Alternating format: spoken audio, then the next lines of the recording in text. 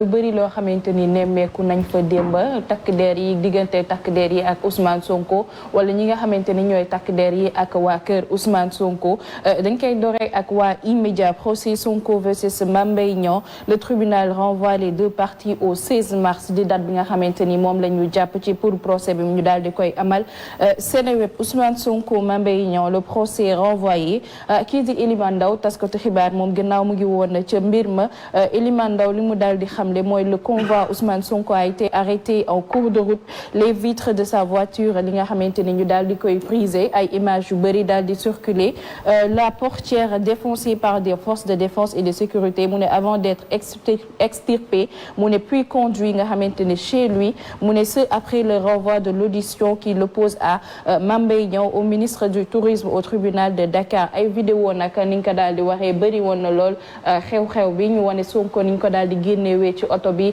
niñ koy dugalee ci xamante ni mooy oto wu sek force de l'ordre yi yóbbu ko këram yeneen tamit am na ci diggante jàppante boo xamante ni naroon na am moom ak ñi nga xamante ni ñooy takk der yi amoon na leneen loo xamante ni nemmeeku nañ fa mooy xeex ca jàmmaaloo bu amoon ci diggante waa kër Sonko yi ak waa kër Mame Mbaye Niang ñaari soxna yoo xamante ni gis nañ leen ba ay loxo ji juk dañuy seetaan ay vidéo yoo xamante ni fës na lool démb ci réseau yi ñëwaat fi ci plateau bi. ata ñu xool vidéo yi ñëwaat.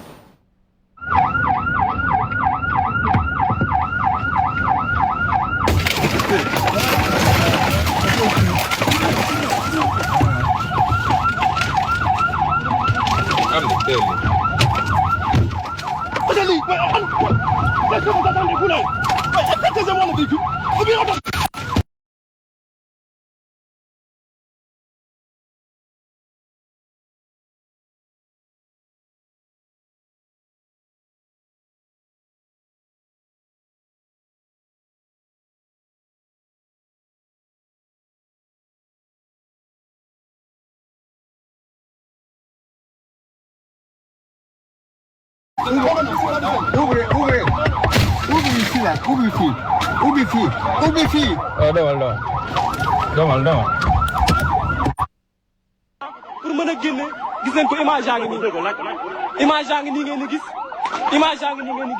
donc dañoo dajji ba foqandi li nga xam ne moo di poignée porte bi voilà oto baa ngi doon di ko yóbbu mu ngay dem est-ce que newul këram lañ ko bëgg a yóbbu pour que mbir mi gën a yomb mais Ousmane Sonko mu ngi ci biir oto bi ngeen di gis nii actuellement mu ngi ci biir oto bi essantoon nii c'est difficile par rapport ak expliquer mi nga xam ne la meloon ci biir fourgonnette bi.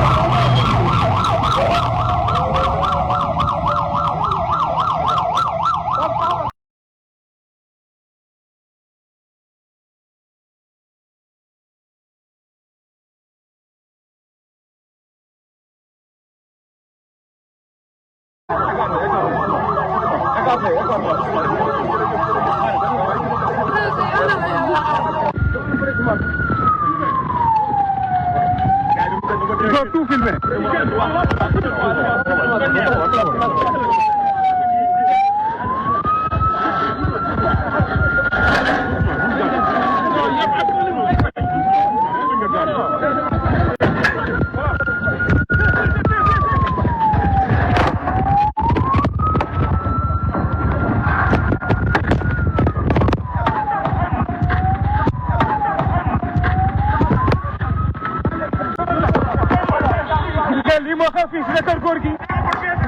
La police qui va arrêter Ousmane Sonko.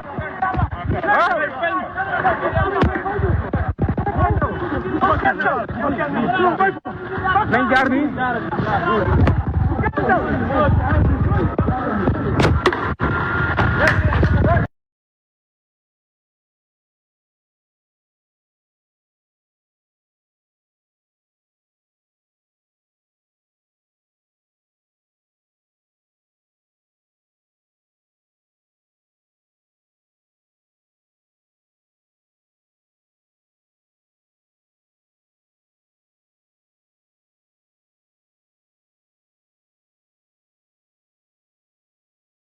de presse alors que ki nga xamante ni mooy au même moment Mame Mbaye Niang du camp présidentiel et moom mu ngi doon tenir benn conférence de presse nee na gis na ni am na injustice bu ci nekk Alioune Tine mu ne je suis indigné par le traitement violent que les forces de l'ordre ont fait subir au président du PASTEF Ousmane Sonko mu ne j'ai honte pour le niveau bas dans lequel est tombée la démocratie sénégalaise avec la criminalisation de l'opposition mu ne démocratique il est temps d'arrêter li nga xamante ni mooy escalade bi gis nga ñëpp ko ñaawlu amul ku xamante ni daal dina rafetlu li xew.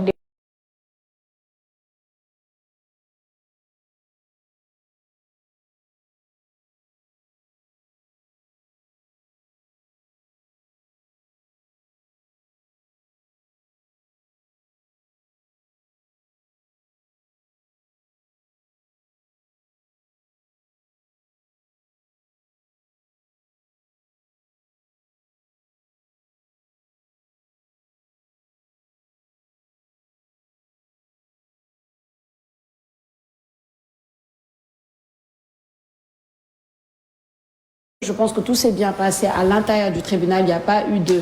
Voilà, les avocats ont demandé que le procès soit reporté. Le procès a été reporté. Ousmane Sonko dit Nibi.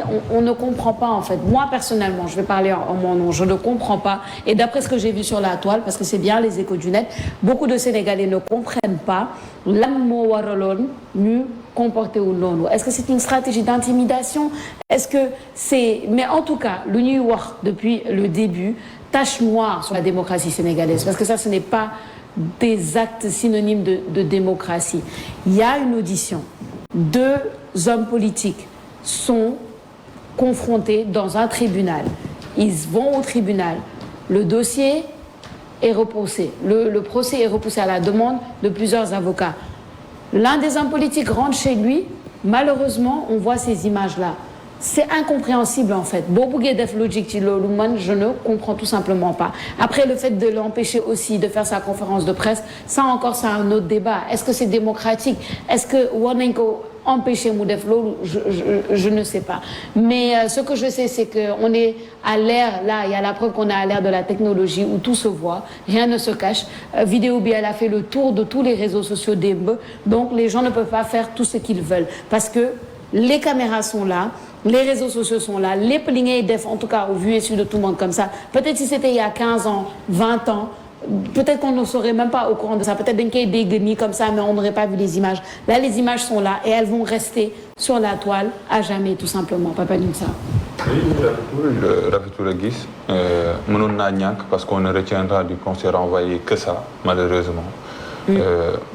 Débat yi mënoon naa tourner sur le fond du dossier lu tax ñu renvoyé ko sur demande de la défense ndax démb déglu naa la conférence de presse des PASTEF sur les nouveaux dossiers introduits dans cette affaire Birame Souleye mooy le fond. Malheureusement on ne retiendra de ce procès d'hier que cette scène-là bi nga xam ne mënoon nañ kaa éviter parce que ça rappelle mars 2021 c'était d'abord un problème d'itinéraire fii ngay jaar fii nga dul jaar qu'on va bloquer pendant beaucoup des heures mu am après des échauffourées. Hier également c'était un problème d'itinéraire ci suuf tunnel bi lay jaar ngay jaar du ma jaar suuf tunnel bi ci kaw lay jaar. Je pense que cela pouvait être encadré parce que le plus difficile mooy dem dikk bi warul woon nekk le plus difficile mooy dem wuyu jug na dem wuyu ji mu am li nga xam ne mooy les plaidoiries les avocats de la défense daal di demander li nga xam ne mooy renvoi bi. Ce sera le dernier renvoi. Le procès va se tenir le 16 mars. ñibbi bi mënoon naa gën a yomb mais toj vitrine auto génne ko dugal ko extraire ko ñoom mën nañoo justifier ni daa bokk seen stratégie mais je pense que force de l'ordre jarul mi yokkaat beneen force parce que ab ñu ngi koy woowee déjà force am na doole déjà jarul mi wane dooleem. Parce que lu naan violence légitime ñoom ñoo ko yor parce que ñu ñoo leen ko jox askan bi mais yaakaaroon naa ni mënoon naa ñàkk ay toj ay vitres génnee ko parce que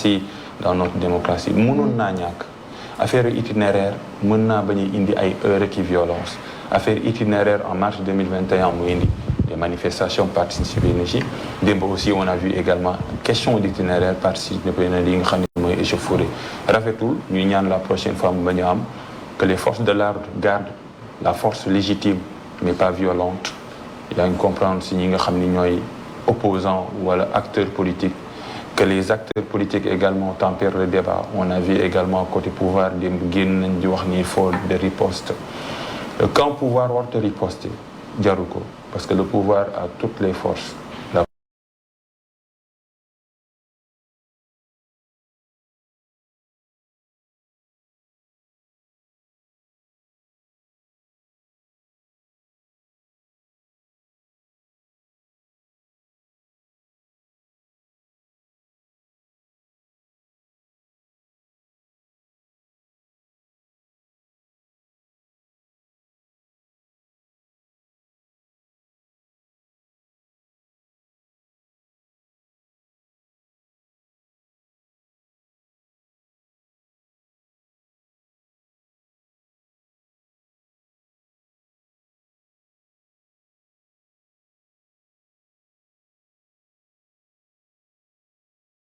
mën nañ ko téye mais da koy gën a yokk popularité am di gën a yokk présence am dans le champ de l'opposition actuellement et voilà et le pouvoir continue de créer un opposant qui devient de plus en plus fort à cause de ces actes-là, il faut le noter.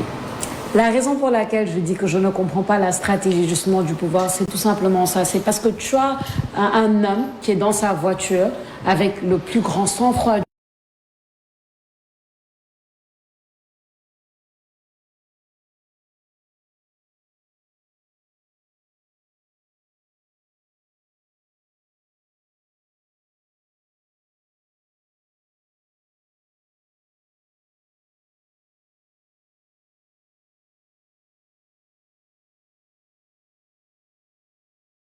Même pour le côté opposé. Pourquoi? Parce que voilà, évidemment, l'homme qu'on voit comme ça naturellement, avec tout son sang-froid, les gens vont courir à sa rescousse sur les réseaux sociaux, vont dire que voilà, il est attaqué, il est agressé, parce que image boobu dañuy retenir, comme tu le dis, Papa Nusa. Je pense que c'est ça un peu qui est dangereux. L'autre chose aussi que je voulais dire, li nga wax dafa am solo par rapport à ce qui s'est passé en mars 2021. On a l'impression un peu que nos autorités ont la psycho.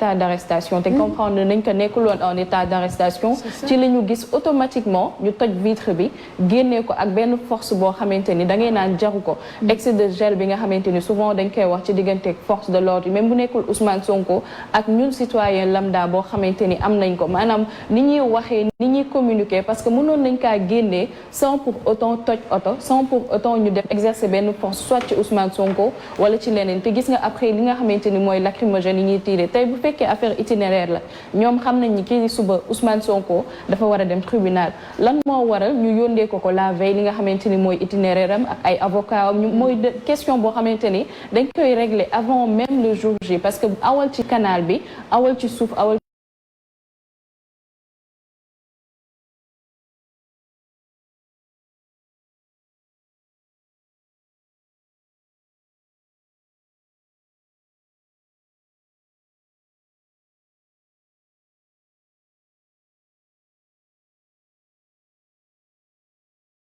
kaaraange Ousmane Sonko te peut-être dañuy jàpp ci kaaraange Ousmane Sonko mooy li nga xamante ni sori la kaak ful bi ni ñu koy defee mooy am problème souvent ndax loolu day nekk loo xam te souvent nit ñi dañ koy wax excès de gel bi nga xamante ni dañ koy def ci kaw citoyen yi. C'est ça. En tout cas, c'est à ne pas comprendre. Le procès est repoussé jusqu'au 16 mars. C'est la dernière fois, ça va vraiment se tenir le 16 mars. On espère que ce genre de choses ne vont pas arriver et que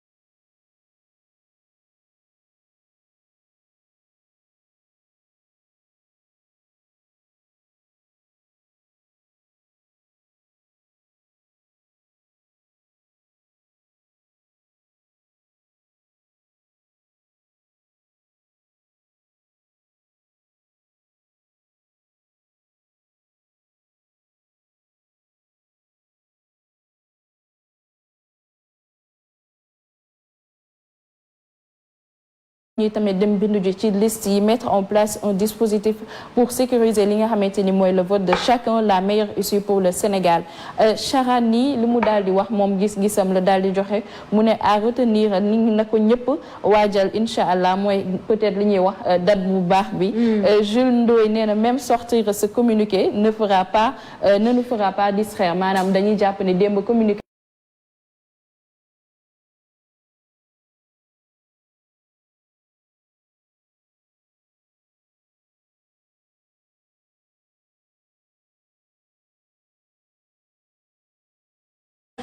am solo à mon avis justement c'est que tous les Sénégalais puissent voter, qu'il n'y ait pas de problème justement par rapport aux listes, qu'il n'y ait pas de problème par rapport aux inscrits, mais il n'y a pas inscrire et que tout le monde aille voter parce que je sais que voilà il y a certaines cartes d'identité moi j'en faisais partie en 2019, derrière c'était écrit non inscrit aux listes électorales, on te disait que c'était trop tard même avant quelques mois avant les élections, donc nous peut dem inscrire ou nous retenir ni voilà 25 février 2024 c'est important que tous les Sénégalais puissent aller voter. Ça. Oui, on connaît la date de l'élection présidentielle, mais on ne connaît pas les candidats. Moi, c'est un peu bancal au fait. On ne connaît pas les candidats parce que jamono ji mën a wax kan mooy bokk ci li nga xam ni mooy élection présidentielle 2024 du président bi nga xam ni mooy Macky Sall parce que xamuñu ba xam day def troisième candidature ou pas. du Ousmane Sonko xamuñu ba xam procès yi suñ ko condamné forcément ça tout dépend de la peine ba xam dina bokk du Mimi Touré rapport IGE mi ngi koy topp du Karim Wade wala ki nga xam ne mooy Khalifa Sall même si am na li nga xam ne mooy loi d'amnistie mais ba léegi pareegul donc am na une certaine lisibilité du champ électoral bi nga xam ne su fekkee ni sax date bi dinañ ko fixer parce que ñëpp xamoon nañ ni février 2024 il restait tout simplement à savoir la date le 25 février ça c'est bien parce que ça reste encore plus d'1 an parce que nous sommes le 17 février mais si on ne connaît pas ceux ou celles qui vont candidater pour la présidentielle loolu nekk na lu doy waar c'est inédit dans l'histoire politique du Sénégal que ñu dem ci dans une échéance tellement importante parce que président nag du ay fo de président 17 millions de Sénégalais ont une destin. C'est à toi de gérer les problèmes de 17 millions de Sénégalais. Nous avons au moins les électeurs, ceux qui sont inscrits sur les listes électorales,